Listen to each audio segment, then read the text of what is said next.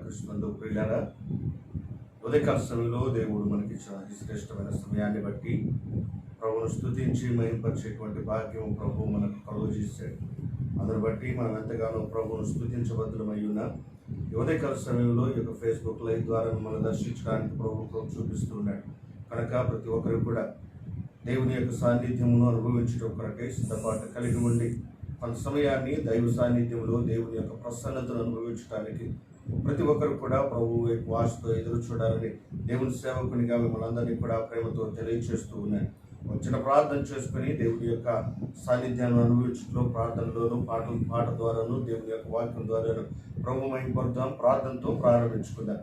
పరిశుద్ధుడా, ప్రేమ కలిగిన మా ప్రియ పరలోకపు తండ్రి, ఈ శ్రేష్టమైన ఘనమైన నామానికి ఘనత మహిమ ప్రభావం చెల్లిస్తూ ఉన్నాం. ఉదయకాల సమయంలో నీ సన్నిధానమునకు మేము దీనులంగా వచ్చేటువంటి కృపను మీరు మాకు అనుగ్రహించారు. అందును బట్టి నేను స్తుతిస్తూ మహిమపరుస్తున్నాను.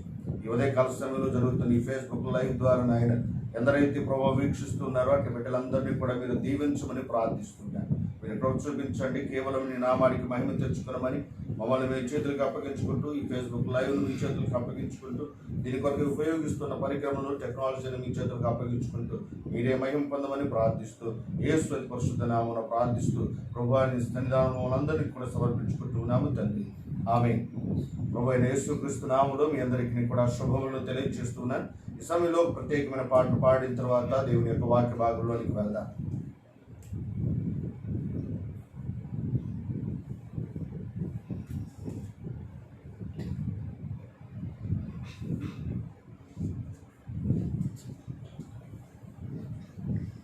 ఈ కాలానికి కమ్మని కదా నీవే యేసయ్యా, ఈ లోకానికి కరమలుపు నీవేనయ్యా, నీవేనయ్యా నా నిజమైన స్నేహం, నీవేనయ్యా నాకున్న ఆధారం, నీవేనయ్యా నా నిజమైన స్నేహం, నీవేనయ్యా నాకున్న ఆధారం.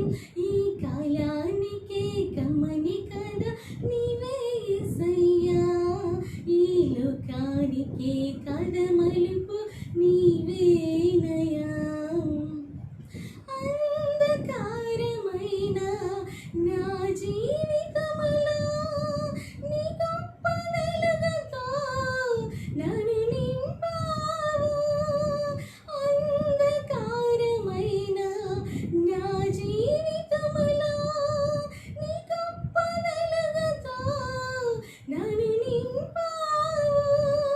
నీ సాక్షిగా ఇలా జీవింతునయ్యా, నిత్యము నీకే స్తుతి స్తోత్రమేసయ్యా. నీవేనయ్యా నా నిజమైన స్నేహం, నీవేనయ్యా నాకున్న ఆధారం, నీవేనయ్యా నా నిజమైన స్నేహం, నీవేనయ్యా నాకున్న ఆధారం. ఈ కాలానికే కమ్మని కదా నీవే యేసయ్యా, ఈ లోకానికి కదమలుపు నీవేనయ్యా, నీవేనయ్యా నా నిజమైన స్నేహం, నీవేనయ్యా నాకున్న ఆధారం.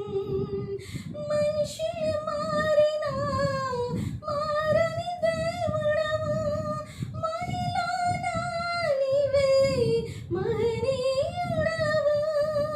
మనుషులు మారినా మారని దేవుడవు, మహిళనా నీవే మహనీయుడవు. నిత్యము పూజింప తగిన వాడవు, రారాజుగా నిత్యం ఏలువాడవు. నీవేనయ్యా నా నిజమైన స్నేహం, నీవేనయ్యా నాకున్న ఆధారం, నీవేనయ్యా నా నిజమైన స్నేహం, నీవేనయ్యా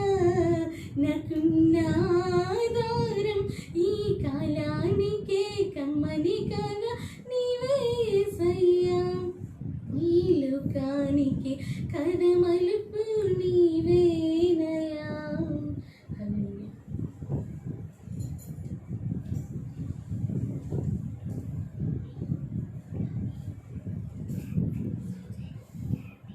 దేవుని పరిశుద్ధ నామానికి మహిమ కలుగును గాక.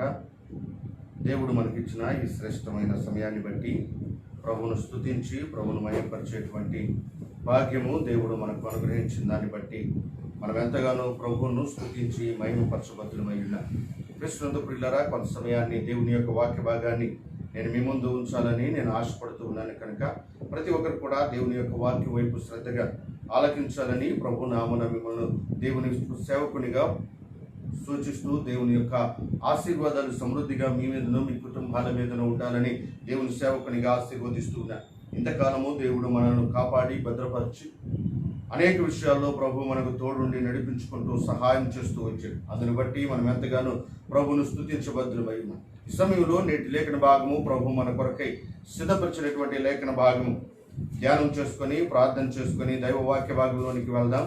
మొదటి సమూయేలు గ్రంథము 10వ అధ్యాయం 25వ వచన భాగాన్ని ధ్యానం చేద్దాం. మొదటి సమూయేలు గ్రంథం 10వ అధ్యాయము 25వ వచనాన్ని ధ్యానం చేద్దాం.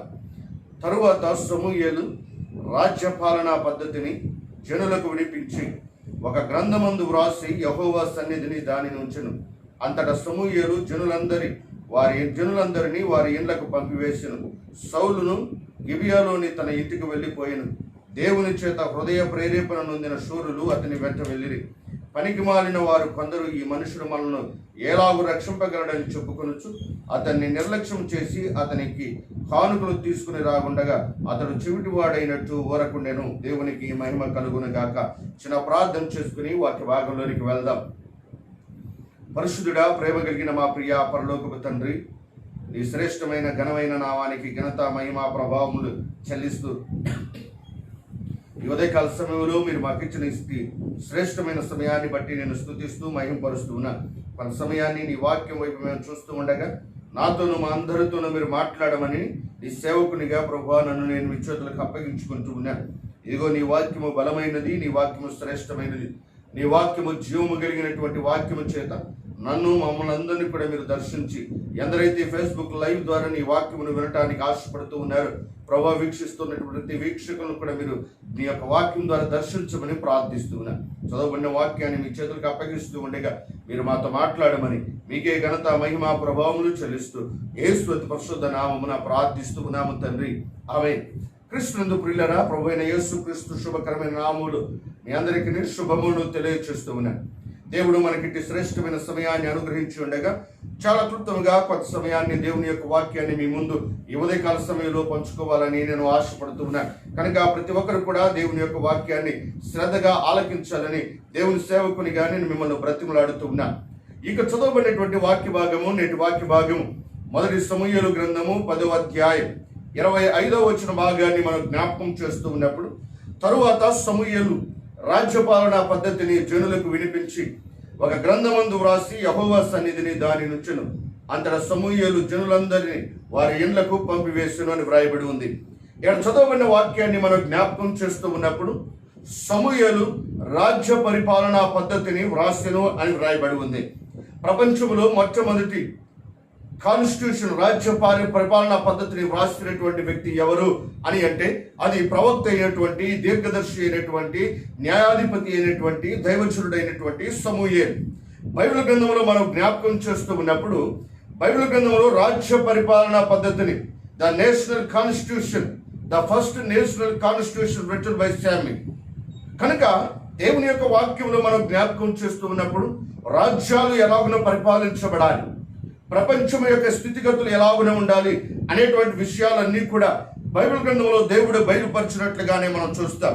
భూమి మీద మనం జ్ఞాపకం చేస్తూ ఉన్నప్పుడు మొట్టమొదటి కాన్స్టిట్యూషన్ కలిగినటువంటి దేశము అమెరికా దేశము అని చెప్తూ ఉంటారు. పొలిబియస్ లాకే అనేటువంటి వ్యక్తి ద్వారా క్రీస్తు 1788వ సంవత్సరములో అమెరికా దేశం మొట్టమొదటి రాజ్యాంగం కలిగినటువంటి దేశం. ఆ తర్వాత 1814వ సంవత్సరంలో నార్వే, ఆ తర్వాత 1831వ సంవత్సరంలో బెల్జియం. ఇలాగున అన్ని దేశాలు కూడా ఆ తర్వాత వారికంటూ తమ యొక్క రాజ్యాంగాన్ని ఏర్పరచుకున్నారు.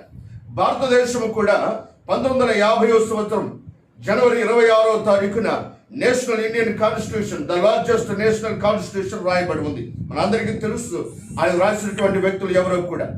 భారతదేశ రాజ్యాంగంలో సుమారు 444 ఆర్టికల్స్, 22 భాగాలు కూడా ఉన్నట్లుగా మనం చూడగలుగుతాం.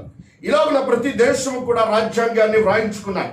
అయితే ఇక్కడ మనం జ్ఞాపకం చేస్తూ ఉన్నప్పుడు ఇశ్రాయేలీయులు దేవుని యొక్క సేవకుడైనటువంటి సమూయేలు దగ్గరికి వచ్చి అడుగుతూ ఉన్నారు, అయ్యా మాకంటూ ఒక దేశము, మాకంటూ ఒక రాజ్యము, మాకంటూ పరిపాలించేటువంటి నాయకుడు కావాలి అని చెప్పి ఇశ్రాయేలీయులందరూ కూడా సమూయేలు దగ్గరికి వచ్చి అడిగారు. సమూయేలుతో దేవుడు అన్నాడు, సమూయేలు యొక్క హృదయము, దేవుని సేవకుని యొక్క హృదయం ఎంతో ద్రవించిపోయింది, ఎంతో కరిగిపోయినటువంటి స్థితిలో ఉంది. ఎందుకనగా దేవుని యొక్క సేవకుని వారు వద్దు అనుకున్నట్లుగా వారు చూస్తూ ఉన్నారు. అయితే దేవుడు అంటున్నాడు, ఇదిగో సమూయేలు, వారు నిన్ను కాదు నన్నే, నా యొక్క పరిపాలనని వారు వదిలిపెట్టి వేశారు, వద్దనుకుంటూ ఉన్నారు అని చెప్పి ఆ తర్వాత సౌలును రాజుగా అభిషేకించినటువంటి సందర్భంలో ఈ మొదటి సమూయేలు గ్రంథంలో మనం చూస్తాం. మొదటి సమూయేలు గ్రంథంలో రాజుగా మొట్టమొదటి ఇశ్రాయేలులకు మొట్టమొదటి రాజుగా సమూయేలును ఏర్పాటు చేశారు. ఏర్పాటు చేయబడిన తర్వాత జరిగినటువంటి సంఘటన ఇక్కడ ఆ యొక్క ఇశ్రాయేలు యొక్క దేశం అనగా దేవుని యొక్క ప్రజలుగా, దేవుని యొక్క సొత్తుగా, దేవుని యొక్క ప్రజలుగా పరిపాలించబడుతున్నటువంటి ఇశ్రాయేలు ప్రజలకు దైవజనుడైనటువంటి మోషే ద్వారా, దైవజనుడైనటువంటి ఇక్కడ సమూయేలు ద్వారా వారికి ఒక రాజ్యాంగ విధానమును, రాజ్యాంగ పాలనా పద్ధతిని, రాజ్యాంగం యొక్క విధానం, ఆ యొక్క విధానం ఎలాగో ఉండాలి అనేటువంటి విషయాలు సమూయేలు ద్వారా ఏర్పాటు చేయబడ్డాయి. ఈ రోజున నా యొక్క సందేశం, నేను మీకు అందించబోయేటువంటి సందేశం వ్రాతను గురించి నేను మీ ముందు జ్ఞాపకం చేయాలని జ్ఞాపకం చేస్తూ ఉన్నాను. బైబిల్ గ్రంథంలో మనం జ్ఞాపకం చేస్తూ ఉన్నప్పుడు ఇశ్రాయేలు ప్రజలకు ఎలాగునైతే దేవుడు సమూయేలు ద్వారా రాజ్య పరిపాలనా పద్ధతిని అనుగ్రహించాడు, అలాగనే దేవుని సేవకులము, దైవ బిడ్డలము, సంఘము క్రీస్తు యొక్క రక్తము చేత ఏర్పాటు చేయబడినటువంటి మనకు కూడా దేవుడు కొన్ని వ్రాతలు వ్రాయించినట్లుగా మనం చూస్తాం. బైబిల్ గ్రంథంలో మనం జ్ఞాపకం చేస్తూ ఉన్నప్పుడు దేవుడే తన యొక్క స్వహస్తాలతో ఆయనే వ్రాసినటువంటి సందర్భాలు బైబిల్ గ్రంథంలో కోకొల్లలో మనం చూడగలుగుతాం. అటువంటి సందర్భాలు, కొన్ని విషయాలు నేను మీకు బైబిల్ గ్రంథంలో జ్ఞాపకం చేయాలని కోరుతున్నాను. దేవుని యొక్క వాక్యములు మనం జ్ఞాపకం చేస్తూ ఉన్నప్పుడు 2వ పేతురు రాసిన పత్రిక 1వ అధ్యాయం 21వ వచనాన్ని మనం జ్ఞాపకం చేస్తూ ఉన్నప్పుడు, ఎదుగో ప్రవచనము అనగా లేఖనము అన్ని కూడా పరిశుద్ధాత్మ చేత ప్రేరేపణ ద్వారా వ్రాయబడ్డాయి. పరిశుద్ధాత్ముడు మనుషులను వాడుకుంటే వ్రాయబడినటువంటి గ్రంథము పరిశుద్ధ గ్రంథం. అయితే ప్రియులారా, ఎట్టి పరిశుద్ధ గ్రంథములు దేవుని చేత వ్రాయబడినటువంటి సందర్భాలు, దేవుడే తన స్వహస్తాలతో వ్రాసినటువంటి విషయాలు బైబిల్లో వ్రాయబడ్డాయి. ఈ రోజున దేవుడు వ్రాసినటువంటి కొన్ని లేఖనాలను, లేకపోతే దేవుడు తన స్వహస్తాలతో వ్రాసిన సందర్భాలను నేను దేవుని యొక్క వాక్యంలో నుంచి నేను మీ ముందు జ్ఞాపకం చేయాలని దేవుని సేవకునిగా నేను మీ ముందు ప్రయత్నం చేస్తున్నాను. కనుక దైవవాక్యాన్ని మనం జ్ఞాపకం చేస్తూ ఉన్నప్పుడు, ఇదిగో సమూయేలు ద్వారా ఇశ్రాయేలు ప్రజలకు మొట్టమొదటి రాజ్య పరిపాలనా పద్ధతిని దేవుడు ఎలాగునైతే అనుగ్రహించాడో, అలాగునే దైవ బిడ్డలు, దేవుని సేవకులు, దైవ జనాంగం, దేవుని యొక్క సొత్తుగా పిలువబడుతున్నటువంటి ప్రతి బిడ్డకు కూడా దేవుడు తన స్వహస్తాలతో వ్రాసినటువంటి కొన్ని విషయాలు బైబిల్లో వ్రాయబడ్డాయి. కనుక అటు విషయాలను ఈ దినాన నేను 3-4 ప్రాముఖ్యమైనటువంటి విషయాలు మీ ముందు చాలా క్లుప్తంగా మీ ముందు నేను జ్ఞాపకం చేయాలని దేవుని సేవకునిగా ప్రయత్నం చేస్తూ ఉన్నా. బైబిల్ గ్రంథంలో దేవుడు వ్రాసినటువంటి కొన్ని సందర్భాలు, మొదటి విషయాన్ని మనం జ్ఞాపకం చేస్తూ ఉన్నప్పుడు, బైబిల్ గ్రంథములో ఇదిగో నిర్గమకాండము 32వ అధ్యాయం, నిర్గమకాండములో ఒక విషయాన్ని నేను మీకు జ్ఞాపకం చేస్తాను. నిర్గమకాండము 32వ అధ్యాయం 15వ వచనాన్ని 16వ వచనాన్ని నేను చదువుతాను. నిర్గమకాండం 32వ అధ్యాయం 15వ వచనము 16వ వచనాన్ని మనం జ్ఞాపకం చేస్తున్నాం. మోషే శాస్త్రములు గల 2 పలకలను చేతబట్టుకొని కొండ దిగి వచ్చును. ఆ పలకలు ఇరు ప్రక్కలను వ్రాయబడిని, అవి ఈ ప్రక్కను ఆ ప్రక్కను వ్రాయబడి ఉండెను. ఆ పలకలు దేవుడు చేసినవి, ఆ పలకల మీద చెక్కబడిన వ్రాత దేవుని చే వ్రాత. దేవునికి మహిమ కలుగును గాక. ప్రియులారా, బైబిల్ గ్రంథములో మనం జ్ఞాపకం చేస్తూ ఉన్నప్పుడు ప్రతి సంవత్సరం కూడా రాజ్యాంగం ఏర్పాటు చేయబడినటువంటి దినమును ఎంతగానో గొప్పగా మనం అనుభవిస్తూ సంతోషిస్తూ అట్టి రాజ్యాంగమును రాసినటువంటి అంబేద్కర్ గారిని లేకపోతే ఇంకా కొంతమందిని మనం స్మరించుకుంటూ వారి యొక్క గొప్పతనాన్ని మనం జ్ఞాపకం చేస్తాం. ఎందుకు? అది మనకు గర్వకారణం, అది మనకు అతిశయం. మన దేశం యొక్క రాజ్యాంగం మనకు ఎంతో గర్వకారణం. అలా మనం ఇక్కడ జ్ఞాపకం చేస్తూ ఉన్నప్పుడు నిర్గమకాండం 32వ అధ్యాయం 15వ వచనంలో 16వ వచనంలో జ్ఞాపకం చేస్తున్నప్పుడు మోషే సీనాయి కొండ మీద 40 రాత్రులు 40 పగుళ్ళు అక్కడ ఉన్నాయి. ఆ సమయంలో దేవుడే 2 రాతి పలకల మీద ఆయన చేవ్రాతతో రాసినటువంటి ఒక రాతతో కూడినటువంటి 2 పలకలు దైవజనుడు అయినటువంటి మోషే చేతిలో పెట్టి దేవుడు పంపించాడు. దేవునికి స్తోత్రం చెబుదాం.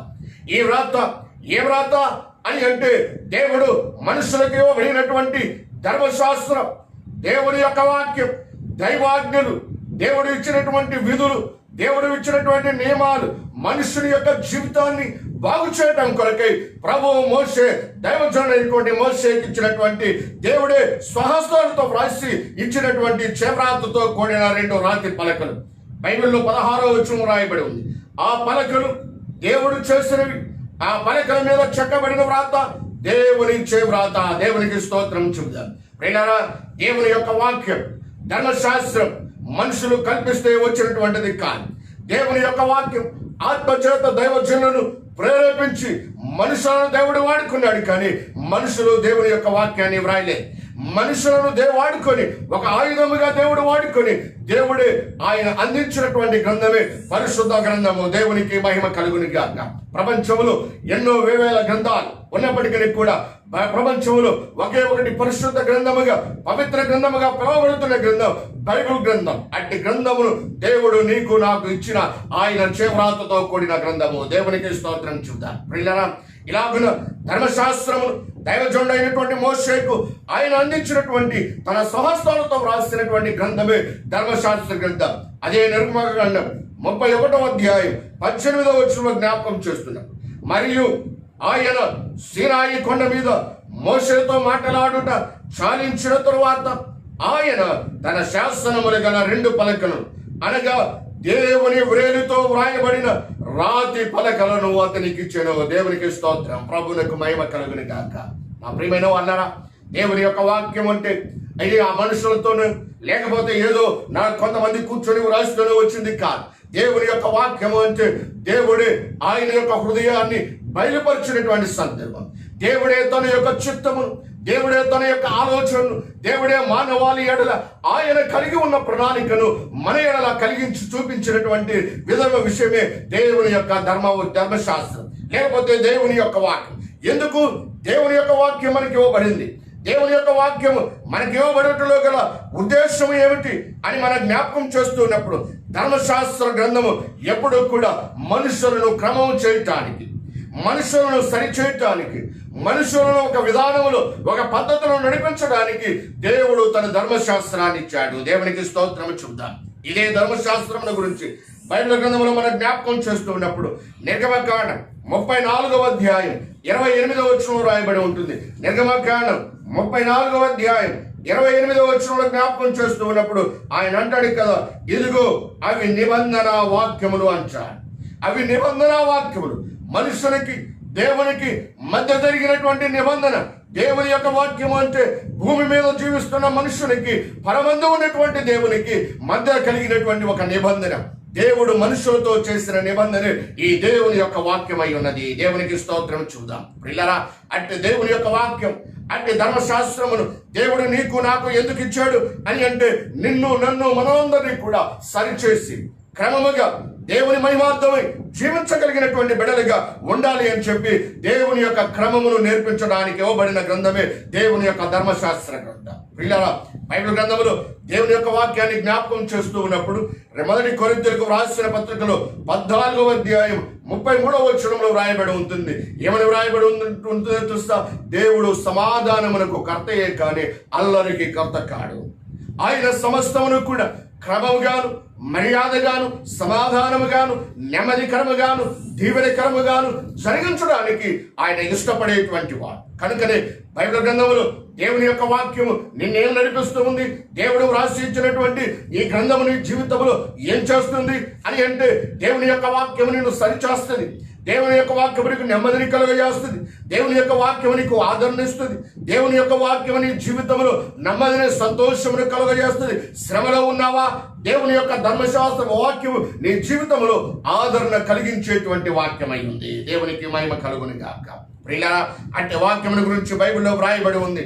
ఇదిగో ఇట్టి వాక్యం అని అంట మన జీవితాల్లో ఎక్కడ వ్రాయబడుతుందో తెలుసా? రాతి పలకల మీద కాదు, ఈ కృత నిబంధనలో ఉన్నటువంటి దైవ జనాంగము, దేవుని సంఘమైనటువంటి హృదయం అనేటువంటి పలకల మీద, అనగా మన హృదయముల మీద దేవుని యొక్క ఆత్మ చేత ఆయన యొక్క సువార్త ప్రకాశము మన మీద వ్రాయబడుతూ ఉంది.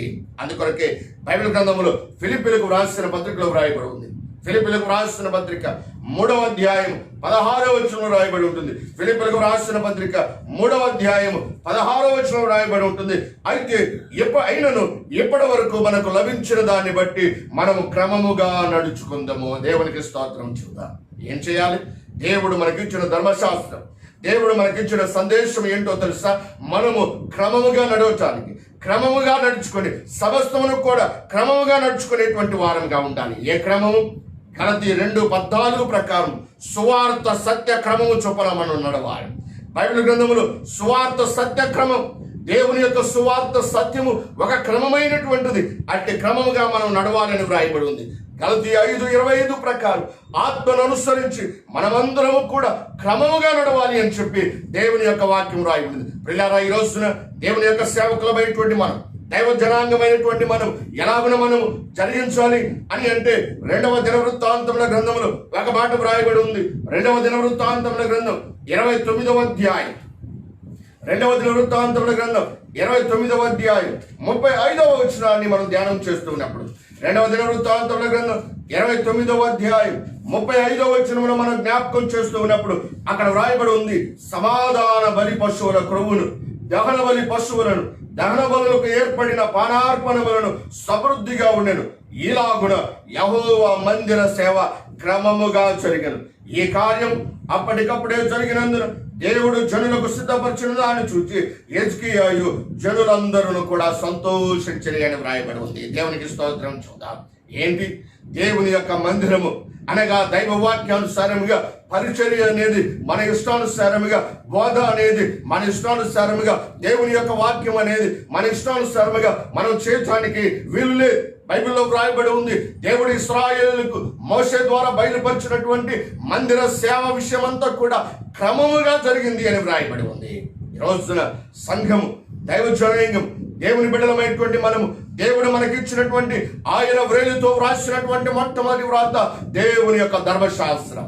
దేవుని యొక్క పని అంతా కూడా దేవుని యొక్క వాక్యానుసారముగా క్రమంగా నడవాలని దేవుడు మనందరికీ ఇవ్వబడిన ధర్మశాస్త్రమే దేవుని యొక్క వాక్యం. కాబట్టి దేవుని యొక్క వాక్యం మన జీవితాల్లో ఎంతో విలువను, ఎంతో మేలును, ఎంతో ఆశీర్వాదాన్ని ప్రభు మనకు కలుగజేస్తాడు. ప్రియులారా, ఈ రోజున సంఘాలు, దైవజనులు కూడా దేవుని యొక్క వాక్యాన్ని వారి ఇష్టానుసారంగా బోధించుకుంటూ వస్తూ ఉన్నారు. దేవుని యొక్క వాక్యానికి విరుద్ధమైనటువంటి రీతిలో బోధిస్తున్నటువంటి సేవకులు లేకపోలేదు. అందుకొరకే బైబిల్లో ఒక మాట వ్రాయబడి ఉంది. ఆ మాటను నేను మీకు చూపించి నేను ముందుకు వెళ్ళాలని కోరుతున్నా. బైబిల్ గ్రంథంలో యెషయా గ్రంథం 42వ అధ్యాయం, యెషయా గ్రంథం 42వ అధ్యాయం 21వ వచనాన్ని జ్ఞాపకం చేస్తూ ఉన్నప్పుడు, యెషయా గ్రంథం 42వ అధ్యాయం 21వ వచనాన్ని జ్ఞాపకం చేస్తున్నప్పుడు, యెహోవా తన నీతిని బట్టి సంతోషము గలవాడి ఉపదేశ క్రమం ఒకటి ఏర్పరచి ఆయన ఘనపరిచి గొప్ప చేసెను అని వ్రాయబడి ఉంది. ఆయన తన నీతిని బట్టి సంతోషము కలిగిన వాడి ఉపదేశ క్రమం ఒకటి ఘనపరిచి గొప్ప చేసెను అని వ్రాయబడి ఉంది. వాక్యము బోధించడానికి ఒక క్రమం ఉంది, సందేశం అందించడానికి ఒక క్రమం ఉంది. ఇష్టానుసారంగా మన ఇష్టం వచ్చినట్లుగా దేవుని యొక్క వాక్యాన్ని కళ్ళబొల్లి మాటలతో, కట్టుకథలతో సంఘాలను నవ్వించడానికో కవ్వించడానికో దేవుడు అనుమతి ఇవ్వలేదు. ప్రియులారా, దేవుని యొక్క వాక్యం చాలా శ్రేష్టమైనది.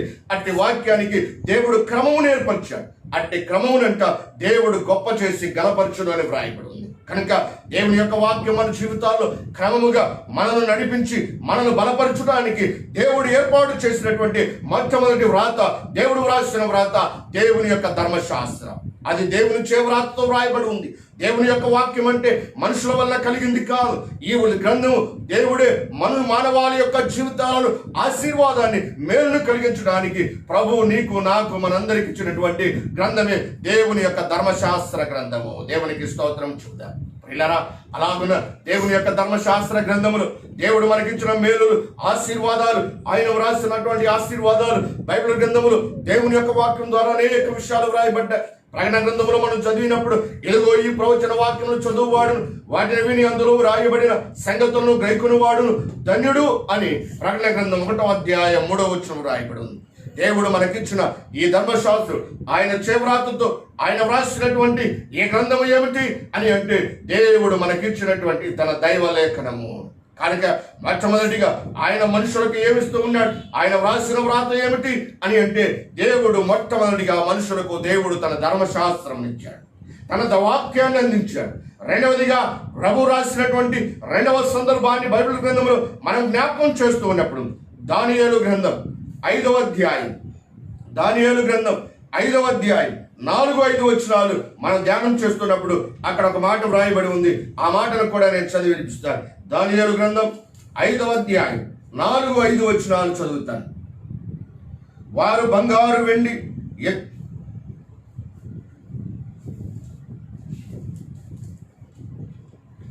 5వ వచనం, ఆ గడియలోని మానవ హస్తపు వ్రేలు కనబడి దీపము దగ్గర రాజు యొక్క నగరు గోడపోత మీద ఏదో ఒక వ్రాత వ్రాయిచున్నట్టు ఉండెను.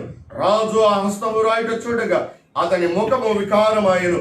అతని మనస్సునందు కలవరపడగా అతని నడుము కీళ్లు వదిలి అతని మోకాలు గడగడవనుచు కొట్టుకొనుచు ఉండెను. దేవునికి మహిమ కలుగును గాక.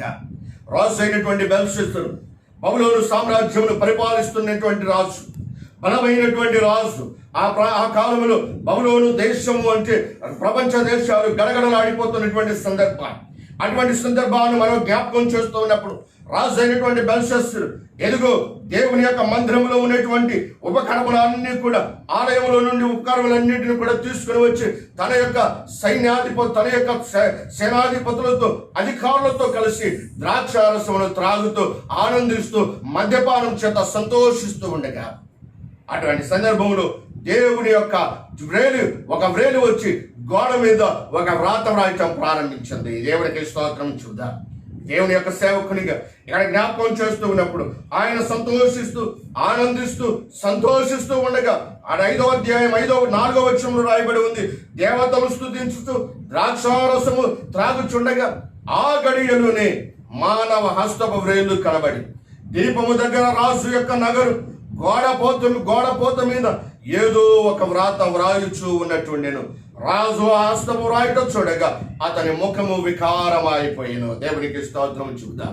చూడండి ప్రియులారా, అతని యొక్క జీవితములు అతని యొక్క ముఖమంతా కూడా వికారమైపోయే విధంగా ఒక వ్రేలు వచ్చి వ్రాస్తూ ఉంది. ఎదుగో నీ బైబిల్ గ్రంథములు నిర్గమకాండములు దేవుడు తన యొక్క స్వహస్తాల చేత ఆయన రాతి పలకల మీద దేవుడు మనుషులకు ధర్మశాస్త్రమును ఇస్తే బబులోను దేశమును పరిపాలిస్తున్నటువంటి రాజుకు దానియేలు గ్రంథం 5వ అధ్యాయం 4వ వచనములో గోడ మీద దేవుని యొక్క వ్రేలు వచ్చి ఆ యొక్క గోడ మీద వ్రాస్తూ ఉన్నట్లుగా బైబిల్ గ్రంథంలో మనం చూడగలుగుతాం. ఎప్పుడైతే అక్కడ చూస్తూ రాస్తూ ఉందో అతని ముఖము వికారమైపోయింది, గడగడలాడిపోతూ ఉన్నాడు, భయపడి వణికిపోతూ ఉన్నాడు. అట్టి సందర్భంలో వ్రాయబడినటువంటి మాట ఏంటో తెలుసా? బైబిల్లో వ్రాయబడి ఉంది, మెనే టెకెల్ ఓపార్సిన్. బైబిల్ గ్రంథంలో మనం జ్ఞాపకం చేస్తూ ఉన్నప్పుడు దేవుని యొక్క వాక్యాన్ని బట్టి నేను మీకు జ్ఞాపకం చేస్తున్నాను. ప్రభు మనకిచ్చినటువంటి సమయాన్ని, దేవుడు మనకిచ్చినటువంటి జీవితాన్ని, దేవుడు మనకిచ్చిన ప్రతి సందర్భాన్ని కూడా దేవుడు లెక్కలోనికి తీసుకునేవాడి ఉన్నాడు. ప్రతి మనుషుని కూడా ఆయన లెక్కలోకి తీసుకుంటాడు. రాజు అయినటువంటి బెల్షస్సరు అంటూ ఉన్నాడు, ఇదిగో నేను త్రాసులో తూచగా నీవు నా లెక్కకు తక్కువగా ఉంటివి. నీవు లెక్కకు తక్కువగా ఉన్నావు. నా మాటకు నిన్ను చూడగా నీ యొక్క జీవితాన్ని, నీ ప్రవర్తనను, నీ ఆలోచనను నేను చూడగా నా త్రాసులో నీవు లెక్కకు తక్కువగా కనబడ్డావు. నా ప్రియమైన వాళ్ళరా, మొదటి వ్రాత దేవుడు మనుషులను క్రమపరచడానికి దేవుడు ధర్మశాస్త్రమును ఇచ్చేటువంటి వ్రాతతో దేవుడు వ్రాస్తే, రెండవది దేవుడు వ్రాసిన గోడ మీద వ్రాసిన వ్రాత, అది దేవుడు మనుషుల కొరకై ఆయన ప్రతి ఒక్కరిని కూడా లెక్కలోనికి తీర్చుకుంటాను, ప్రతి మనిషిని కూడా ఆయన లెక్కలోనికి తీసుకుంటాడు అనే విషయాన్ని జ్ఞాపకం చేస్తున్నాను. ఒక మాట నేను నీతో చెప్పాలని కోరుతున్నా. ఈ రోజు నీకు సమయం ఉందని నీ ఇష్టానుసారంగా ప్రవర్తిస్తే ఒక రోజున దేవుని సమయంలో దేవుని చేతిలో పడతావు. ఆ రోజున ఆ లెక్కలో నుంచి నిన్ను ఎవరు తప్పించలేరు. ఈ రోజున నీకు బలం ఉందని నీ ఇష్టానుసారముగా ప్రవర్తిస్తే ఒక రోజున దేవుని యొక్క బలమైన హస్తపు చేతిలో చిక్కుకుంటావు. ఆ రోజున ఆయన చేతిలో నుంచి ఎవడును కూడా తప్పించలేడు. రాజు అయినటువంటి బెల్షస్సరు అధికారం ఉందని, బలము ఉందని, డబ్బు ఉందని, అధికారం ఉందని, పదవి ఉందని, సైన్యం ఉందని ఇష్టానుసారంగా తను జీవిస్తూ ఉంటే దేవుడు అట్టి వ్యక్తిని వదిలిపెట్టక గోడ మీద ఒక వ్రాత వ్రాయటం ప్రారంభించాడు. అది ఏంటో తెలుసా? నేను నిన్ను త్రాసులో తోచగా నీవు నా లెక్కకు తక్కువగా కనబడితివి. మొదటిది, దేవుడు మనుషులను క్రమపరచడానికి దేవుడు వ్రాసిన వ్రాత దేవుని యొక్క ధర్మశాస్త్రమైంది. దానియేలు గ్రంథంలో వ్రాసినటువంటి వ్రాత ఏంటో తెలుసా? మనుషులను తన తీర్పులోనికి తీసుకుని వచ్చే వ్రాత. మనుషులను ఆయన ప్రతి అడుగు చూడలను కూడా ఆయన లెక్కలోనికి తీసుకునేటువంటి వ్రాత. బైబిల్ గ్రంథంలో జ్ఞాపకం చేస్తున్నప్పుడు దేవునికి నీ గురించి ఎంత చక్కగా తెలుసా? బైబిల్ గ్రంథంలో మత్తయి సువార్త 10వ అధ్యాయం 30వ వచనం రాయబడి ఉంటుంది. ఏమని వ్రాయబడి ఉంటుందో తెలుసా? నీ తలలోని ప్రతి వెంట్రుకయు కూడా ఆయన లెక్కించి ఉన్నాడట. మన తలలోని ప్రతి వెంట్రుకను కూడా ప్రభువు లెక్కించి ఉన్నాడు. ఇర్మీయా గ్రంథం 2వ అధ్యాయం 32వ వచనం జ్ఞాపకం చేస్తున్నప్పుడు ఆయన ఏమంటున్నాడో తెలుసా? నా ప్రజలు లెక్కలేనన్ని దినములు నన్ను మరచిపోయినారు, నన్ను విడిచిపోయి ఉన్నారు, నన్ను వదిలిపెట్టి వేశారు. నా ప్రజలే కానీ నన్ను విడిచిపెట్టారు అంటాడు. అందుకనకే బైబిల్ గ్రంథంలో కీర్తన భాగం 56వ కీర్తన 8వ వచనంలో ఏమని వ్రాయబడి ఉందో తెలుసా? నా సంచారములను నీవు లెక్కించి ఉన్నావు. మన అడుగు జాడలను యోబు గ్రంథం 14వ అధ్యాయం 16వ వచనం రాయబడి ఉంది. నా అడుగు జాడలను నీవు లెక్కించి ఉన్నావు. నీ అడుగు వేసే ప్రతి అడుగు తెలుసు, నీ ప్రతి ఆలోచన దేవునికి తెలుసు. మన ప్రతి తలంపు కూడా దేవుడు ఎరిగినటువంటి వాడై ఉన్నాడు. ఆయనకు తెలియకుండా, ఆయనకు మరుగయ్యుండి మనం ఏమీ కూడా చేయలేమనే విషయాన్ని జ్ఞాపకం చేసుకోవాలి. అందుకొరకే బైబిల్లో వ్రాయబడినటువంటి మాట, ఒక మాట నేను చదివి నేను ముందుకు వెళ్ళాలని కోరుతున్నాను. హెబ్రీయులకు రాసిన పత్రిక 4వ అధ్యాయం 13వ వచనాన్ని మనం జ్ఞాపకం చేస్తున్నాం. హెబ్రీయులకు రాసిన పత్రిక 4వ అధ్యాయం 13వ వచనంలో ఒక మాట రాయబడి ఉంది. ఆ మాటను నేను మీకు చదివి వినిపిస్తాను. మరియు ఆయన దృష్టికి కనబడని సృష్టిము ఏదీ లేదు, మనం ఎవరికి లెక్క ఒప్పచెప్పవలసి ఉన్నదో ఆ దేవుని కన్నులకు సమస్తమును మరుగులేక తేటగా ఉన్నవి. దేవునికి స్తోత్రం ఇచ్చుదా. పిల్లరా, దేవుని కన్నులకు మన ప్రతి అడుగు, మన ప్రతి ఆలోచన, మన ప్రతి తలంపు, ప్రతిదీ కూడా దేవుని యొక్క లెక్కలో ఉంది. ప్రతిదీ కూడా దేవుడు చూస్తూ ఉన్నాడు. కనుక దేవుడు లెక్కలోనికి తీసుకుని రాబోయేటువంటి వ్రాత దేవుడు బెల్షస్సరు విషయంలో రాస్తూ అంటున్నాడు. ఇదిగో మెనే టెకెలు ఫార్సిన్, నేను నిన్ను త్రాసులో తూచాను, నేను నిన్ను లెక్క చూడగా నా లెక్కలోకి నీవు తక్కువైపోయావు. పిల్లరా, దేవుడు నోవాహును లెక్క చూడగా నోవాహు దేవుని దృష్టిలో దీవించబడ్డాడు. అబ్రహామును దేవుడు తన లెక్కలోనికి తీసుకుని తోచగా అబ్రహాము దేవుని చేత ఆశీర్వదించబడ్డాడు. బైబిల్ గ్రంథంలో అనేక మంది భక్తులు వారి యొక్క నడవడిక, వారి యొక్క ప్రవర్తన, వారి యొక్క జీవితం దేవుని యొక్క లెక్కలో ఆశీర్వాదాన్ని తీసుకుని వస్తే బెల్షస్సరు యొక్క నడత దేవుని దగ్గర నుంచి దేవుని యొక్క లెక్కలో చూచినప్పుడు అతని మీద దేవునికి కోపం తీసుకుని వచ్చింది. ఏంటి? ఈ రోజున దేవుడు తన ధర్మశాస్త్రాన్ని రాశాడు. రెండవది ఆయన వ్రాసిన వ్రాత, గోడ మీద వ్రాసిన వ్రాత. ఇది దేవుడు మన జీవితాన్ని లెక్కలోనికి తీసుకుంటూ ఉన్నాడు అనే విషయాన్ని జ్ఞాపకం చేస్తున్నాడు. అందుకు రోమీయులకు రాసిన పత్రిక 14వ అధ్యాయం 12వ వచనాన్ని మనం జ్ఞాపకం చేస్తూ ఉన్నప్పుడు అక్కడ వ్రాయబడి ఉంది, ప్రతి వాడు తన్ను గురించి లెక్క అప్పగింపవలసి ఉన్నది. దేవునికి మహిమ కలుగును. కనుక దేవునికి లెక్క అప్పగించవలసిన వారమై ఉన్నారు. దేవునికి లెక్క అప్పగించవలసిన వారమని గుర్తెరిగి మనం దేవుని ఎదుట మనం ఉండాలి. మొట్టమొదటి వ్రాత దేవుడు తన ధర్మశాస్త్రమును వ్రాసిన వ్రాత. అది మనుషులను క్రమపరచడానికి పలకల మీద వ్రాయబడిన వ్రాత. రెండవది దేవుడు గోడ మీద వ్రాసిన వ్రాత. అది మనుషులను లెక్కలోనికి తీసుకున్నటువంటి వ్రాత. మూడవది మనం జ్ఞాపకం చేస్తూ ఉన్నప్పుడు యోహాను సువార్త 8వ అధ్యాయం 11వ వచనాన్ని మనం ధ్యానం చేద్దాం. యోహాను సువార్త 8వ అధ్యాయం 11వ వచనాన్ని మనం ధ్యానం చేద్దాం. యోహాను సువార్త 8వ అధ్యాయం 11వ వచనంలో మా జ్ఞాపకం చేస్తున్నప్పుడు అక్కడ ఒక మాట వ్రాయబడి ఉంది. అక్కడ జ్ఞాపకం చేస్తూ ఉన్నప్పుడు యోహాను సువార్త 8వ అధ్యాయం 11వ వచనాన్ని దానికంటే ముందు మనం జ్ఞాపకం చేస్తున్నప్పుడు 6వ వచనంలో జ్ఞాపకం చేస్తూ ఉన్నప్పుడు ఆయన మీద నేరం మోపుకొనని ఆయనను శోధించుచు ఇలాగున అడిగిరి. అయితే యేసు వంగి నేల మీద వ్రేలుతో ఏమో వ్రాయిచూ ఉండెను. దేవునికి మహిమ కలుగును గాక.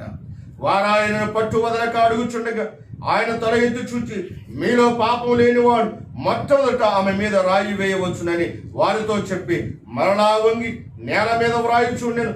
వారు ఆ మాట విని పెద్దవారు మొదలుకొని చిన్నవారి వరకు ఒకరి వెంట ఒకరు బయటికి వెళ్ళిరి. యేసు ఒక్కడే మిగిలిన. ఆ స్త్రీ మధ్యన నిలవబడి ఉండెను. యేసు తల ఎత్తి చూచి, అమ్మా, వారెక్కడ ఉన్నారు? ఎవరునూ నీకు శిక్ష విధింపలేదా అని అడిగినప్పుడు ఆమె, లేదు ప్రభువా అనెను. అందుకు యేసు, నేను నీకు శిక్ష విధింపను, నీవు వెళ్ళి ఇక పాపము చేయకమని ఆమెతో చెప్పాను. దేవునికి స్తోత్రం చూద్దాం. మొదటిది, దేవుడు మనుషులకు ఇవ్వబడిన దైవవాక్యం అనేటువంటి వ్రాత దేవుని చేవ్రాతతో ఇస్తే. రెండవది, దానియేలు గ్రంథములు దేవుడు వ్రాసినటువంటి తన వ్రాత ద్వారా మనుషులను లెక్కలోనికి తీసుకుని వస్తే. మూడవది, మనం జ్ఞాపకం చేస్తూ ఉన్నప్పుడు యేసు ప్రభు వారు భూమి మీద జీవిస్తూ ఉన్న కాలంలో, ఆయన 33.5 సంవత్సరాల జీవిత కాలములు, 3.5 సంవత్సరాల సేవా పరిచర్య కాలములు ఆయన అనేక మందిని కలిశారు. అయితే ఇక్కడ జ్ఞాపకం చేస్తూ ఉన్నప్పుడు యోహాను సువార్త 8వ అధ్యాయం 8వ అధ్యాయాన్ని మనం 1 నుంచి 11 వచనాలు చూస్తే, యేసు వంగి నేల మీద ఏమో తన వ్రేలుతో వ్రాయిచూ ఉండెను అని వ్రాయబడి ఉంది. ఒక స్త్రీని తీసుకుని వచ్చి పరిసయ్యులు, శాస్త్రులు, సద్దూకయ్యులు, మతాధిపతులు అందరూ కూడా వచ్చి ఆమెను రాళ్లతో కొట్టి చంపడం కొరకు అందరూ కూడా రాళ్లు వేయటానికి సిద్ధపడుతూ యేసు ప్రభు వారిని శోధిస్తూ అడుగుతున్నారు, అయ్యా, మోషే ధర్మశాస్త్ర ప్రకారం పాపం చేసినటువంటి స్త్రీని రాళ్లతో కొట్టి చంపివేయాలి కదా, మరి మీరేం చెప్తారు అని అంటే, అప్పుడు యేసు ప్రభు వారు అన్నటువంటి మాట, మీలో పాపం చేయని వాడు ఎవడో మొట్టమొదట ఆమె మీద రాయి వేయండి అని చెప్పాను. యేసు ఆ మాట చెప్పి ఆయన నేల మీద వంగి వ్రాయిచు ఉండగా వారందరూ కూడా ఒకరి తర్వాత ఒకరు వెళ్ళిపోయిరి అని వ్రాయబడి ఉంది. 11వ వచనాన్ని చదివితే ఆయన ఒక మాట అంటాడు. ఆ మాట, అందుకు యేసు, నేను నీకు శిక్ష విధింపను, నీవు వెళ్ళి ఇకను పాపము చేయకము అని చెప్పాడు. దేవునికి స్తోత్రం చెప్తాను.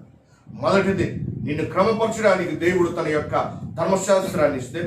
రెండవది, బెల్షస్సరు విషయంలో దేవుడు తన యొక్క వ్రాత ద్వారా మనుషులను లెక్కలోనికి తీసుకుని వస్తూ ఉంటే, బైబిల్ గ్రంథములు యోహాను సువార్త 8వ అధ్యాయములో ఆయన వ్రాసిన వ్రాత ద్వారా దేవుడు మానవాళికి క్షమాపణ ఇస్తూ ఉన్నాడు. మానవాళిని క్షమించువాడిగా ఉన్నాడు. ప్రతి మనుషుని కూడా ఆయన క్షమించేటువంటి వాడిగా ఉన్నాడు అనే విషయాన్ని జ్ఞాపకం చేస్తున్నారు. మొదటిది దైవవాక్యంతో కూడిన వ్రాత, రెండవది తీర్పుతో కూడిన వ్రాత, మూడవది ఆయన వ్రాసిన వ్రాత క్షమాపణతో కూడిన వ్రాత. ఎంత గొప్ప దేవుడో చూడండి. లోకమంతా తృణీకరిస్తూ ఉంటే మన దేవుడు ఏమంటాడు తెలుసా? నా బిడ్డ, నేను నిన్ను క్షమిస్తున్నాను అంటాడు. లోకమంతా నిన్ను తృణీకరిస్తూ ఉంటే నా దేవుడు నిన్నేమంటాడు తెలుసా? నేను నిన్ను క్షమించి నీ పాపములు ఇక ఎన్నడూ కూడా జ్ఞాపకము చేసుకున్నాను అంటాడు. తూర్పునకు పడమరకు ఎంత దూరము, భూమికి ఆకాశమునకు ఎంత దూరము, అంత దూరము నేను నీ పాపములు చేశాను అంటాడు. కానీ దేవుడు ఎంత గొప్ప ప్రేమ కలిగిన వాడు, ఎంత క్షమాపణ కలిగిన వాడు, ఎంత మేలు చేత ఆయన ఉన్నటువంటి వాడు. నీకు విరోధముగా వ్రాయబడిన చేవరాతను సైతం కూడా ఆయన తుడిచివేసినటువంటి వాడు. అంత మాత్రమే కాదు, బైబిల్ గ్రంథంలో 51:1 ప్రకారం నీ అతిక్రమమును తుడిచివేసిన వాడు, 51:9 ప్రకారం నీ దోషమును తుడిచివేసినటువంటి వాడు. కనుక ఆయన నిన్ను క్షమించడానికి సిద్ధపాటు కలిగిన వాడు. ఆయన యొద్ద తప్ప క్షమాపణ ఎక్కడ కూడా దొరకదు. ఆయన దగ్గర తప్ప నీకు నాకు క్షమాపణ ఎక్కడ కూడా దొరకదు. అందుకొరకే కీర్తన భాగం 130వ కీర్తన 4వ వచనం రాయబడి ఉంటుంది, జనులు నీ యందు భయభక్తులను నిలుపునట్లు నీ యొద్ద క్షమాపణ కలదు అని వ్రాయబడి ఉంది. ఆయన క్షమించడానికి సిద్ధపాటు కలిగిన వాడు. తప్పు చేయలేదు అని కాదు, నీవు తప్పనిసరిగా ఏదో ఒక విషయంలో తెలుసో తెలియక పొరపాటు చేస్తూ, ప్రతి మనుషుడు కూడా పాపే, పుట్టుకతోనే ప్రతి మనుషుడు కూడా పాపంలోనే పుట్టాడు, ప్రతి మనుషుడు కూడా పాపంలోనే ఈ లోకంలో బ్రతుకుతూ ఉన్నాడు. అందుకొరకే నీ జీవితంలో నీ పాపాలకు కావాల్సింది ఏంటో తెలుసా? క్షమాపణ. అట్టి క్షమాపణ ఎక్కడుందో తెలుసా? ఆయన క్షమించుటకు సిద్ధ మనసు కలిగిన వాడని కీర్తన భాగం 86వ కీర్తన 5వ వచనంలో రాయబడినటువంటి లేఖన ప్రకారంగా ఆయన నిన్ను క్షమించుటకు, నీ పాపమును తుడిచివేయటానికి, నీకు విరోధముగా వ్రాయబడినటువంటి ప్రతి చేవ్రాతను కూడా తుడిచివేసి ఆయన యొక్క శిలువ రక్తం ద్వారా నిన్ను సంధి చేసి నిన్ను క్షమించి నిన్ను పరలోక రాజ్యానికి వారసునిగా చేయటానికి వ్రాయబడింది.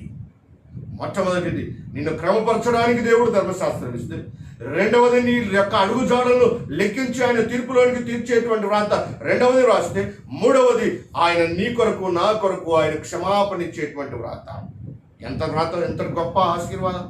ఈ లోకములో భార్య భర్తను, భర్త భార్యను, పిల్లలు తల్లిదండ్రులు పిల్లలను నేను నిన్ను ఎన్నడూ క్షమించునని లోకం చెప్తూ ఉంటే దేవుడు అంటూ ఉన్నాడు, నేను నిన్ను క్షమించి నిన్ను ఓదార్చి ఆదరించి బలపరిచి నేను నీకు తోడుగా ఉంటాను అన్నాడు. అంత గొప్ప దేవుడు. ఆయన వ్రాస్తున్నటువంటి వ్రాత భూమి మీద ఆయన వ్రాస్తూ ఉండగా అందరూ వెళ్ళిపోయారు, కానీ ఒకే ఒక స్త్రీ అంటూ ఉంది, అయ్యా నేను ఇక్కడే ఉన్నాను. అప్పుడు ప్రభు అన్నాడు, అమ్మా ఎవరు నిన్ను శిక్షింపలేదంటే ఆమె అంటుంది కదా, అయ్యా నన్ను ఎవరు శిక్షింపలేదు. శిక్షింపగలిగిన సమర్థుడు ఆయన ఒక్కడే అయినప్పటికీ కూడా ఆయన శిక్షించడానికి ఆయన అధికారం కలిగిన వాడైనప్పటికీ కూడా ఆయన అంటూ ఉన్నాడు, నేను నిన్ను శిక్షింపను, నేను క్షమిస్తాను. నేను నిన్ను దండించడానికి కాదు, నేను నిన్ను నీ నేరమును తొలగించి నేను నిన్ను నిర్దోషిగా చేయడానికి వచ్చాను అని ప్రభు చెప్పాడు. కనుక ప్రియులారా, మొట్టమొదటిగా దేవుడు వ్రాసిన వ్రాతలు, ఆయన వ్రాతలు దేవుని యొక్క వాక్యం మనుషుని క్రమపరచడానికి ఉంటే, రెండవ వ్రాతలు మనుషుని లెక్కలోనికి తీసుకుని ఉంటే, మూడవ వ్రాతలు ఆయన మనుషునికి ఆయన క్షమాపణ ఇచ్చినట్టుగా చూస్తాం. బైబిల్ గ్రంథంలో 4వది మన జ్ఞాపకం చేస్తున్నప్పుడు నిర్గమకాండం 32వ అధ్యాయము 32వ వచనం ఒక మాట వ్రాయబడి ఉంది. ఆ మాటను చదివించి నేను ముగిస్తాను.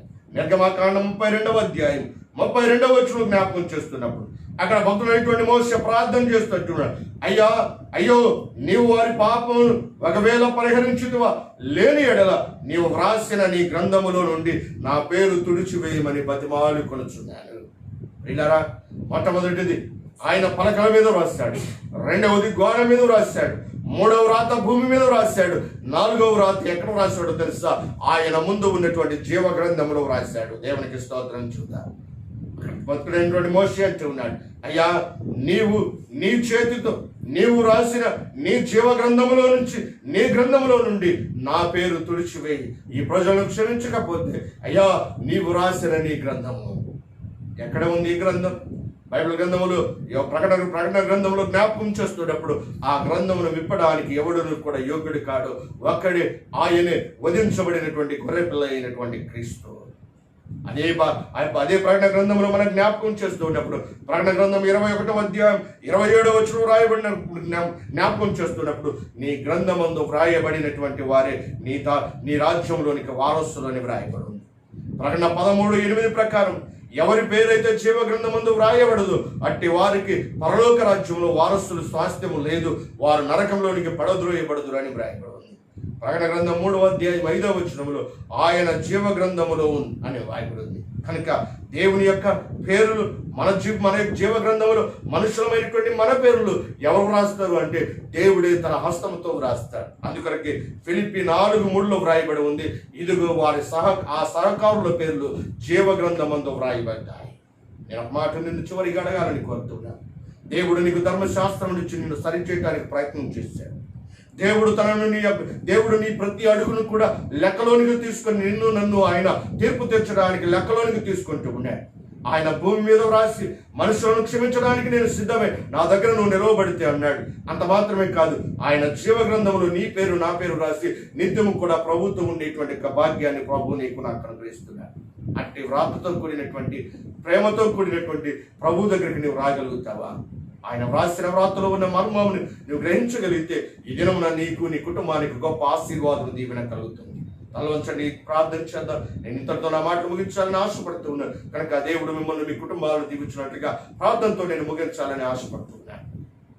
పరిశుద్ధుడా, ప్రేమ కలిగిన మా ప్రియా పరలోకపు తండ్రి, ఇదిగో ప్రభువా, సమూయేలు ఎలాగునైతే ఇశ్రాయేలు ప్రజలకు నాయన ఇదిగో ప్రభువా, ఇదిగో రాజ్యాంగ పాలన పద్ధతిని ఏర్పాటు చేసి వ్రాసిచ్చారు, అలాగున మనుషులమైనటువంటి మా ఎడలకు కూడా మీరు వ్రాసినటువంటి వ్రాతలు చాలా శ్రేష్టమైనటువంటి అట్టి వ్రాతల గురించి మేము నేర్చుకోవటానికి మీరు మాకు ఇచ్చారు. ఇదిగో ధర్మశాస్త్రం మమ్మల్ని క్రమపరచడానికి మీరు రాసిన వ్రాత, ఇదిగో గోడ మీద వ్రాసిన వ్రాత మనుషులను మమ్మల్ని మా అడుగు జాడలను లెక్కిస్తూ ఉన్నామని మీరు మా జ్ఞాపకం చేశారు.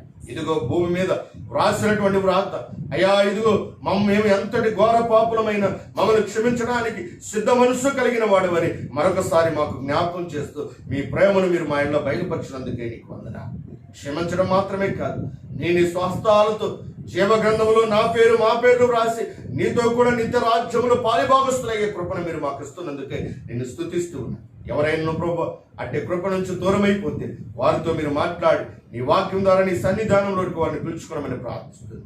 ఈ వాక్యం వింటున్న ప్రతి బిడ్డకును, అలాగే లైవ్ లో పార్టిసిపేట్ చేసిన ప్రతి బిడ్డకును, రాబోతున్న దినాల్లో ప్రభు వినబోతున్నటువంటి బిడ్డలకును, అలాగనే ప్రభు ఇక్కడ ఉన్నటువంటి విన్న బిడ్డలకును ప్రభు మాకును మా అందరికీ నీ కృపా సమృద్ధితో నీకు ఆశీర్వదించమని మీకే ఘనత మహిమ ప్రభావం చెల్లిస్తూ యేసు పరిశుద్ధ నామమున ప్రార్థిస్తూ ఉన్నాము తండ్రి.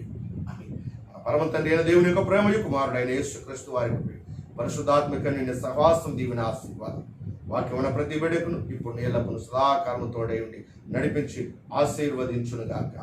ఆమేన్. దేవుడు మిమ్మల్ని అందరినీ కూడా దీవించునుగాక.